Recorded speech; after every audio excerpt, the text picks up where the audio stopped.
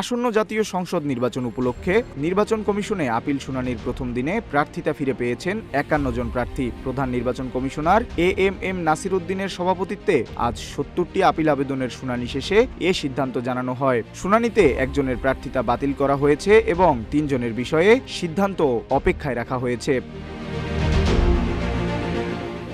নির্বাচন কমিশনের আপিল শুনানির প্রথম দিনে আগারগাঁওয়ে ইসি ভবন অডিটোরিয়ামে ছিল উৎসব মুখর পরিবেশ।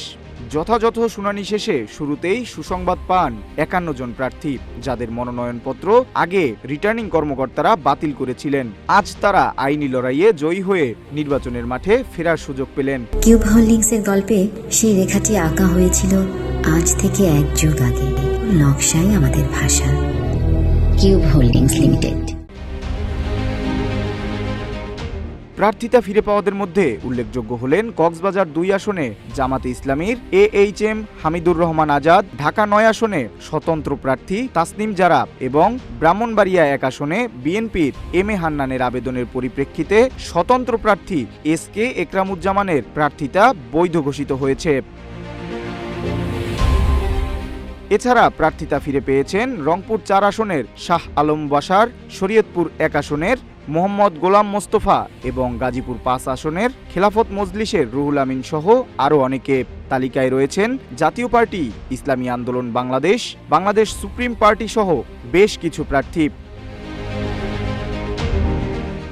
তবে সবার মুখে হাসি ফুটেনি। শুনানির প্রথম দিনে বিভিন্ন ত্রুটির কারণে ১৭ জনের আবেদন নামঞ্জুর করা হয়েছে, যাদের মধ্যে রয়েছেন নরসিংদী ৪ আসনের কাজী শরীফুল ইসলাম, বাগেরহাট ১ আসনের মুজিবুর রহমান শামীম এবং রংপুর ১ আসনের জাতীয় পার্টির মোহাম্মদ মঞ্জুর আলী। এছাড়াও ঢাকা ৩ ও ঢাকা ১৮ আসনের বেশ কয়েকজন স্বতন্ত্র প্রার্থীর আবেদনও খারিজ করে দিয়েছেন কমিশন।